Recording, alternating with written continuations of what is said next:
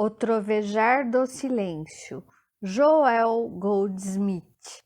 Capítulo 8. Daqui por diante, não mais reconheceremos o homem segundo a carne.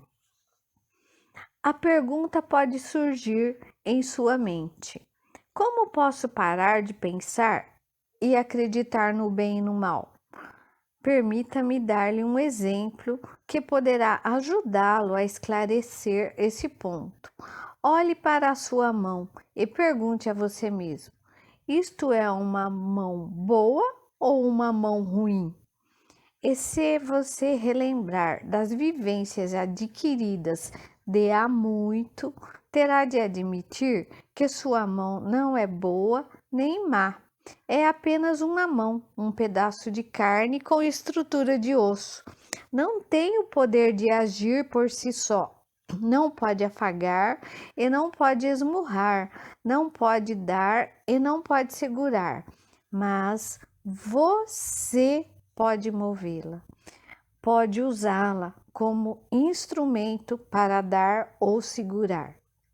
Você pode fazer tais coisas, mas a mão não pode. A mão é só um instrumento para o seu uso. Pode ser usada para vários propósitos. Pode dar com benevolência e generosidade ou roubar desavergonhadamente, mas não pode fazer por si mesma coisa alguma. Há alguma coisa que move a mão. Uma vez que é você que governa a sua mão, pode fazê-lo para o bem ou para o mal, e não apenas a mão, mas o corpo todo, ora para o bem, ora para o mal. Contudo, quando tiver transcendido a mente e os pensamentos, então a mente e o corpo serão controlados pelo eu que é Deus. E isso produzirá uma mente, um corpo e uma vivência diária que não é nem boa nem má, mas espiritual. Novamente, o segredo está em adquirir uma mente não condicionada, pela qual a alma funcione como vida e experiência. No exato momento em que aceita que essa mão por si só não pode fazer nada, que é governada pelo eu, desse momento em diante ela se torna um instrumento de Deus, trazendo consigo apenas o poder da bênção. Você e eu não mais governamos a mão pelo nosso humano ser. Agora eu sou e eu é Deus. Volte agora a considerar a mão e tome o seu corpo todo dentro de sua mente. E perceba esta mesma verdade. Você não tem um corpo bom ou ruim, jovem ou velho. O seu corpo é apenas carne e osso. Desse mesmo não tem inteligência, nada sabe sobre saúde ou doença, nada sabe sobre o tempo e o calendário. Infelizmente, o eu humano sabe, e por causa disso, o corpo muda. O corpo nada sabe sobre as estações do ano, se é inverno ou verão, tempo bom ou ruim.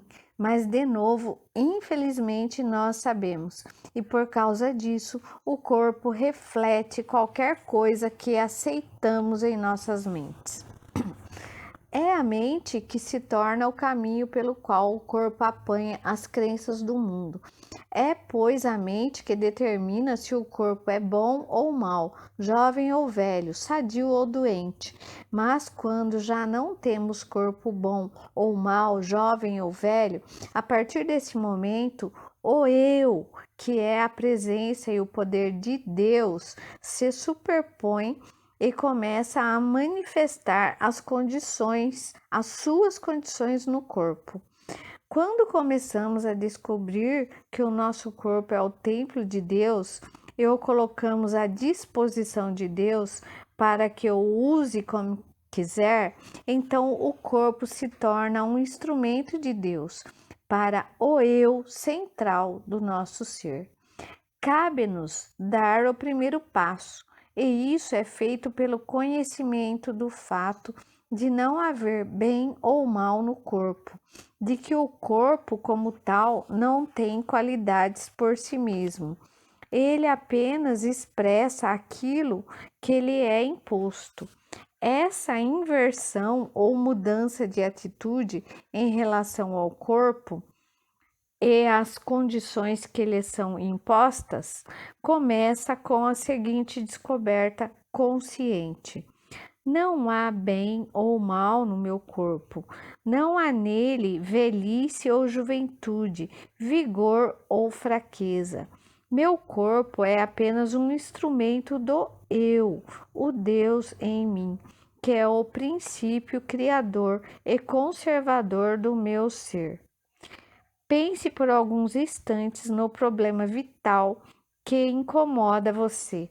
Se seu mesmo, de seus filhos ou de seus netos. Assim que tiver pensado nele, pergunte a si mesmo: tais condições são boas ou más?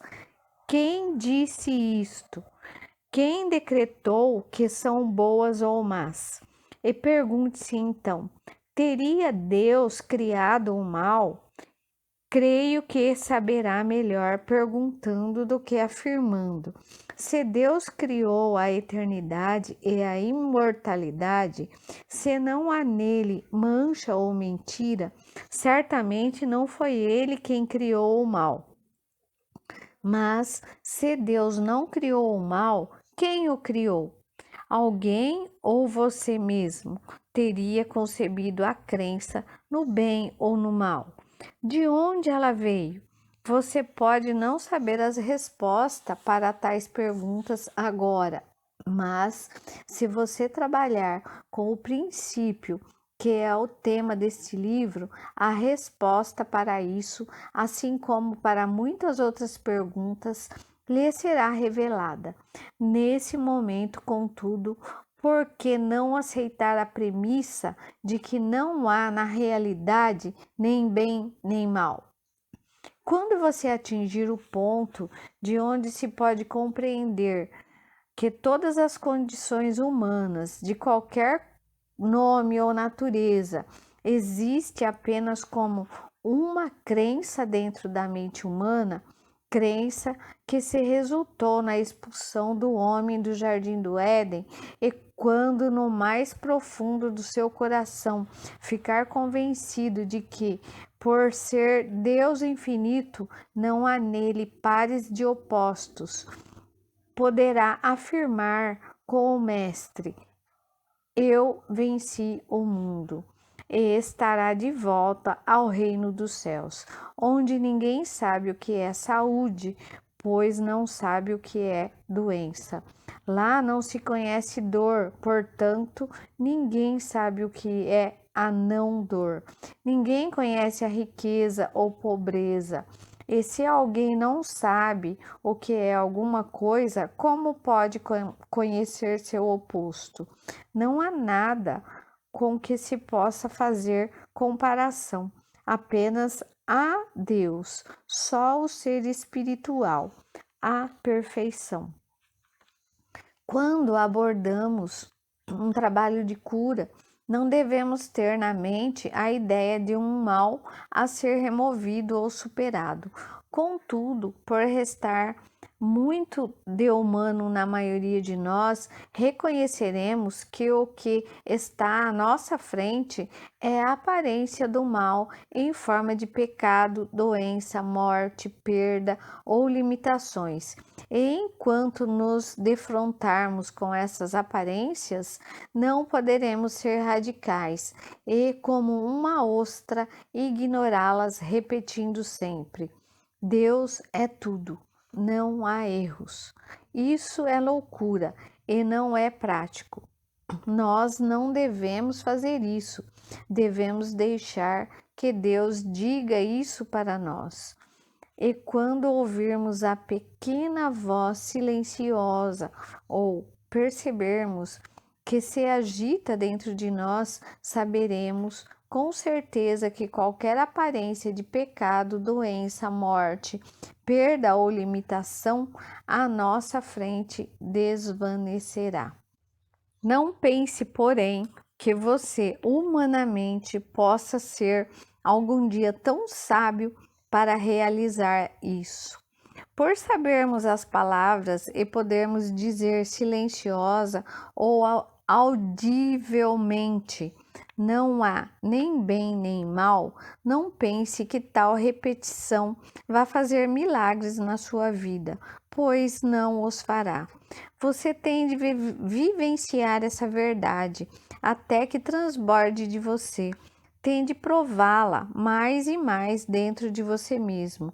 E mais ainda, não esqueça que se for tentado a dizer isso para quem quer que seja, antes que se torne tão evidente, transbordante como se o mundo visse isso em você, perderá o que recebeu. E o que é pior, poderá perder até a possibilidade de demonstrar isso nesta encarnação. Ninguém pode desperdiçar a palavra de Deus. Ninguém pode dela se gabar, jogar com ela e pensar que possa conservá-la consigo. Você apenas pode provar esse princípio na medida em que o abraçar fortemente dentro de você, mantendo-o sagrado, mantendo-o secreto, mas usando-o. E use-o a qualquer hora, como qualquer parcela de erro com que se deparar, nos jornais, no rádio, na sua família, na rua. Em qualquer momento e lugar em que se defrontar com o erro, volte-se para dentro e pergunte-se: poderá isso me fazer acreditar no bem e no mal? Poderá fazer-me aceitar dois poderes? Se puder fazer isso, abster-se de aceitar ou julgar pelas aparências, não será tentado a sanar alguma coisa ou alguém, mas ficará dentro de si mesmo e fará o julgamento correto, estando dentro do jardim do Éden, que representa o seu domínio espiritual, o seu estado de harmonia divina. O reto julgar sabe que no princípio era Deus. Deus criou tudo o que foi feito, e Deus olhou para aquilo que tinha feito e achou muito bom. Será você capaz de ser fiel a essa verdade? Se as feias aparências mostram sua cabeça, será você capaz de superar a tentação de ser por elas enganado? Será você capaz de declarar e saber dentro de você mesmo: eu aceito somente Deus como a verdadeira substância de toda a vida.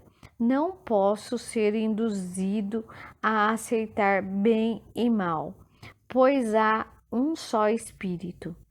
Há apenas uma vida? A cura espiritual não pode acontecer no plano humano.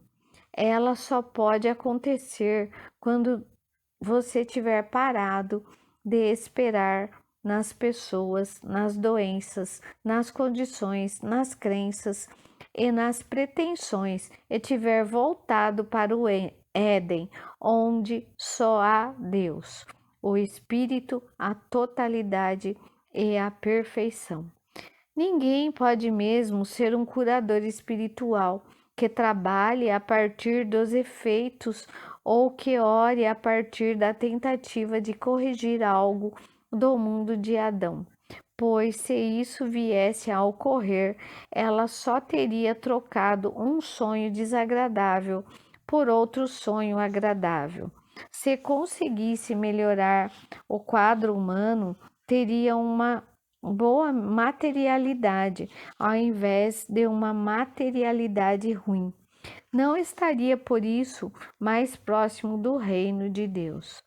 Certa vez estava eu sentado numa sala com uma pessoa que estava em todos os sentidos muito próxima da morte e sentia o mesmo desconforto que qualquer um sentiria em tais circunstâncias. Percebera eu que não havia nada que pudesse fazer para evitar o passamento. Eu não tinha dons ou palavras milagrosas que pudessem impedir o que parecia inevitável. Teria de vir algo das profundezas internas, ou iríamos ter um funeral. Tudo o que pude fazer foi me voltar para dentro, para a pequena voz silenciosa, e esperar, e por vezes suplicar e pedir. Finalmente veio algo, e as palavras foram estas: Este é o meu filho bem-amado, no qual me comprazi. Ninguém teria acreditado nisso se eu tivesse visto. Aí estava a doença em sua forma terminal. Aí estava uma pessoa morrendo, e apesar das aparências, a voz disse: Este é o meu filho bem-amado, no qual me comprazi. Após ter recebido tais palavras, não demorou muito para que se tornassem um fato real em demonstração, e a saúde, a harmonia e a totalidade foram restabelecidas. Noutra ocasião, fui chamado ao lado do meu próprio pai, que jazia numa tenda de oxigênio, e, de acordo com os médicos atendentes, estava em seu leito de morte. Eu fiquei ali, sem palavras ou de discernimento que pudessem mudar essa aparência para a saúde. E ali eu fiquei, como ficaria qualquer um diante do próprio Pai em tal situação. Mas com uma diferença. Eu sabia que, se Deus fizesse ouvir sua voz, a terra se derreteria. Estando eu ali a observar meu pai, que respirava pelo aparelho, me vieram as palavras: Nem só da respiração vive o homem.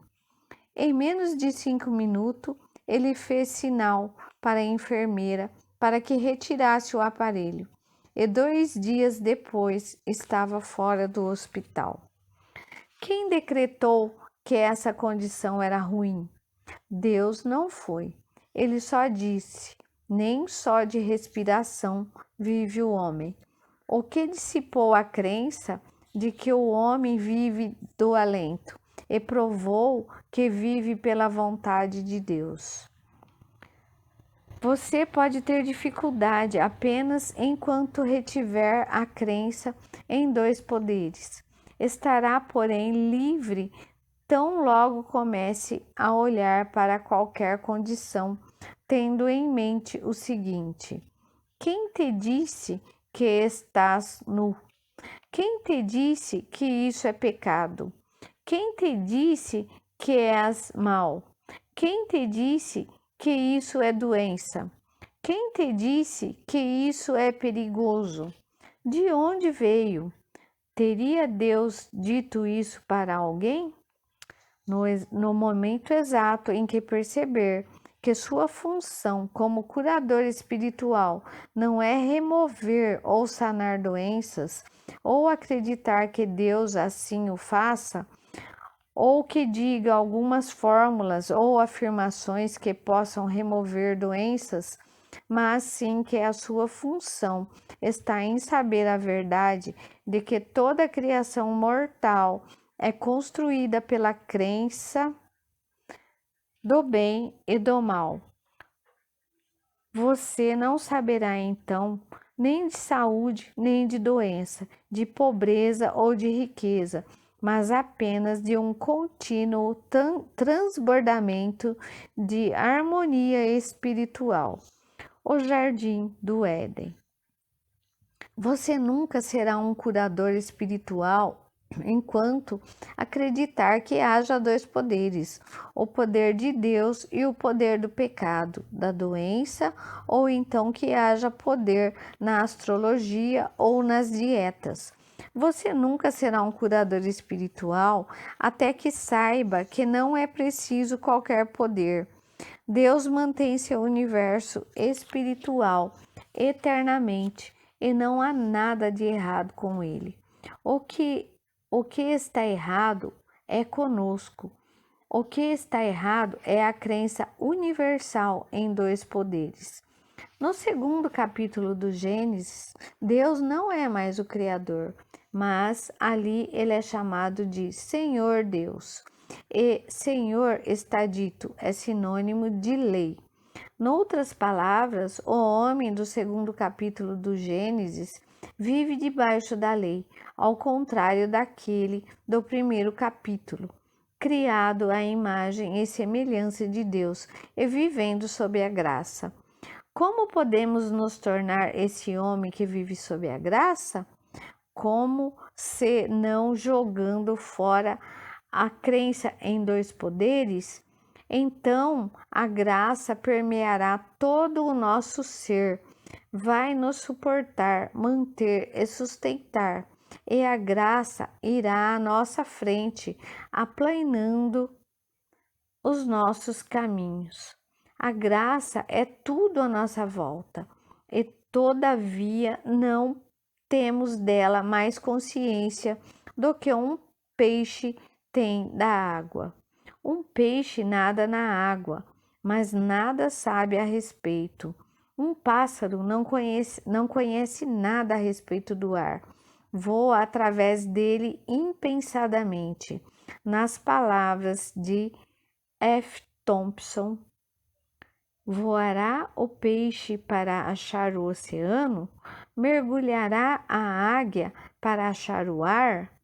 O que perguntamos às estrelas em movimento, se elas ouviram falar de ti lá?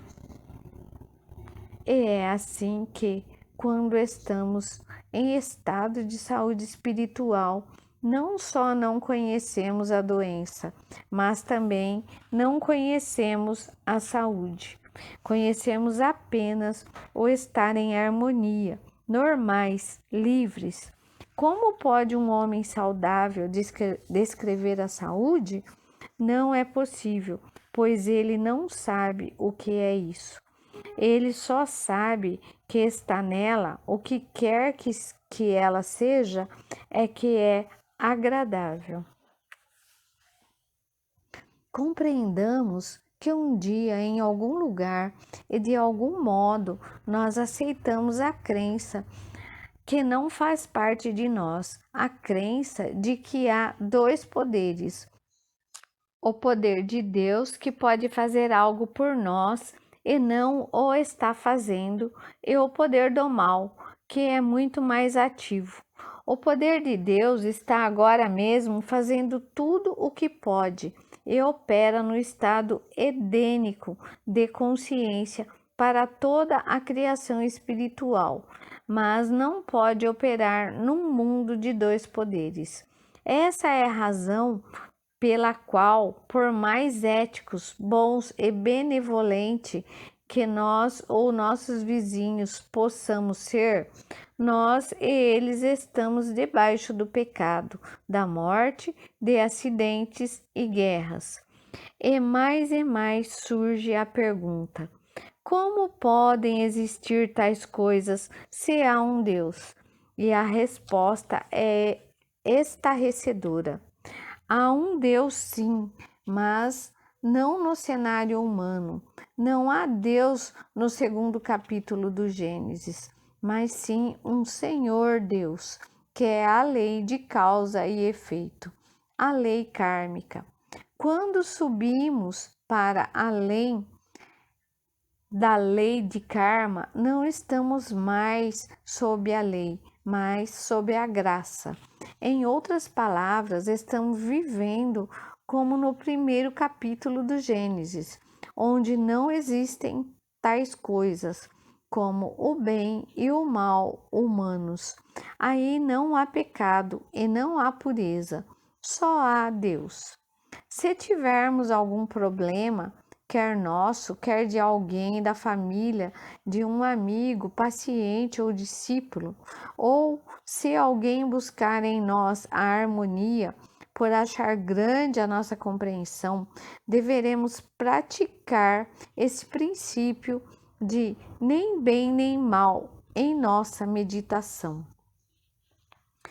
Pai, aqui estou, esperando me comunicar com você, mas com qual finalidade? Transformar o mal em bem? Se é isso que é necessário aqui, você não o teria feito antes que eu lhe pedisse. Todavia, não parece que você esteja fazendo qualquer coisa a respeito, e pois talvez não seja necessário. Onde está o Espírito do Senhor? Aí está a liberdade. Onde está o Espírito do Senhor? Não está o mal. Então, o que será o mal?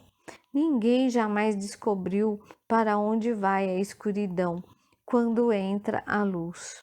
Quando o sol se levanta, aí está a luz, e na sua presença não há escuridão.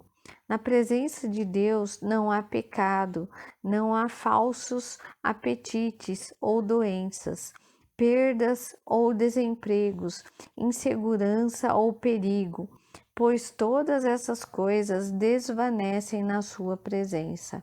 Onde Deus é, não acho o mal, encontro Deus. Deus como minha torre alta, como minha saúde física, como meu suprimento. Deus como meu todo em tudo. O que quer que isso seja em si mesmo não é bom nem mal, pois não há bem ou mal presentes em toda parte. Há somente Deus preenchendo o espaço todo. Assim não há nada a fazer de bem e nada que possa decorrer do bem. Deus formou este universo de si mesmo. Desse modo, é Deus que é o bem, não a condição ou a coisa. E mesmo quando as aparências possam testemunhar o bem ou o mal, eu não as aceito. Deus constitui meu corpo, que é o templo de Deus. Deus é o meu lugar de morada e a integridade do meu ser. Deus é o lugar secreto do Altíssimo, no qual vivo, me movo e tenho o meu ser.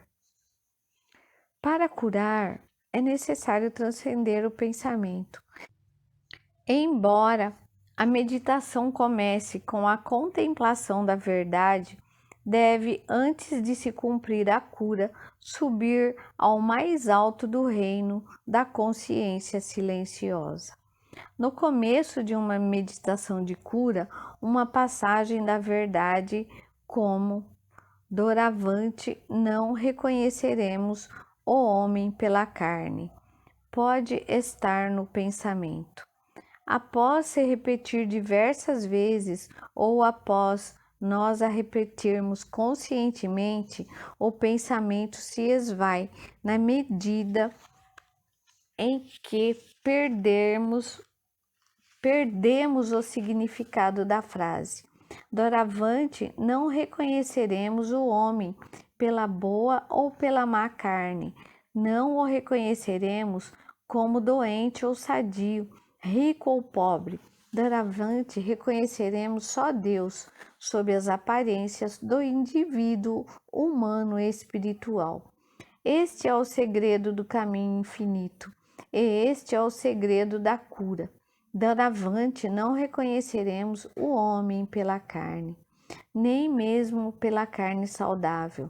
Doravante não reconheceremos o homem pela sua riqueza, pequena ou grande. Reconheceremos apenas Deus como Pai e Deus como Filho, o Cristo, a imagem e semelhança de Deus. Doravante reconheceremos apenas Deus como constituinte do homem, a substância, a vida, a alma do homem, a saúde, a riqueza e o lugar de morada do homem. Doravante reconheceremos só a Deus e não ao homem. Percebemos agora que o homem não é carne, mas consciência, tendo só qualidades espirituais. Discernirmos que aí está o princípio criativo que produz sua própria imagem e semelhança, e que esse princípio criativo é também o princípio de sustentação da vida. E assim, a sua criação deve necessariamente ser da sua própria essência, vida, amor, espírito, alma. Tal é a verdadeira natureza do homem. Doravante, não reconheceremos o homem pela carne, e como, pois, o reconheceremos? Como um filho de Deus, sua verdadeira identidade. À medida que conhecemos a nós mesmos e a todos os demais como sendo de descendência espiritual, nunca olhamos para o corpo, mas diretamente para os olhos, até poder ver por trás deles, além do homem imortal, além do homem jovem ou velho, doente ou sadio, onde está entronizado o Cristo. O homem invisível, quer doente, quer sadio, não é o homem. Cristo, o eu espiritual daquele homem, não está sujeito às leis da carne, nem mesmo da carne harmoniosa, mas está sujeito apenas ao Cristo. Logo que alguém chega ao fundo de tais cogitações ou contemplações, senta-se num estado de quietude e de pacífica receptividade, no qual nenhum pensamento se introduz. Nesse estado de consciência, o Cristo curador se manifesta, inundando a consciência de paz e tranquilidade. É uma paz, um estar quieto, espirituais. E disso emana a graça curadora que nos envolve e aos nossos pacientes. E então a harmonia se torna algo aparente, uma experiência tangível. Em nossa meditação, podemos começar tendo na mente uma pessoa doente ou pecadora ou pobre, mas não podemos nos levantar até que, por meio da realização, tenhamos atingido o lugar onde não há homem doente ou sadio, rico ou pobre, puro ou pecador. Não há pessoa doente para ser curada ou pessoa saudável de quem nos regozijarmos. Há somente Deus. Só Deus na aparência de Pai e Deus na aparência de Filho. Estará então completa a nossa prece e com ela virá a convicção. É isso. Enquanto conhecermos a verdade, pensando, falando, declarando a verdade, estaremos no reino mental. De fato, podemos estar pensando nas coisas do espírito, mas estamos pensando com a mente e provavelmente não ocorrerá nenhuma cura. Se ocorrer alguma cura, em alguns casos, ocorrerá pela argumentação mental, e não será uma cura espiritual, e sim mental.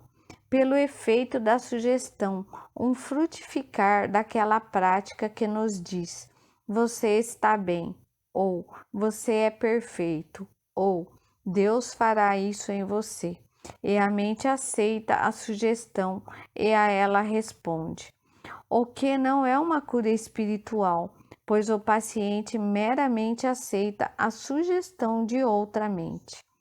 No caminho infinito, não fazemos sugestões, nunca usamos a palavra tu ou você num tratamento.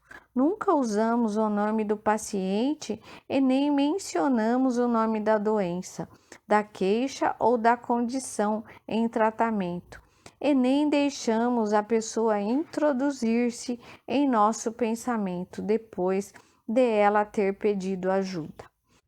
Quando estamos em contemplação, não focalizamos o paciente, e sim Deus e as coisas de Deus que conhecemos, ou as leis de Deus que compreendemos, ou que tenhamos lido e tentamos agora realizar. Nós não esperamos a cura por qualquer coisa dessas, porque não podemos trazer à luz o Filho de Deus do segundo capítulo do Gênesis, de onde só sai Adão, o homem de carne.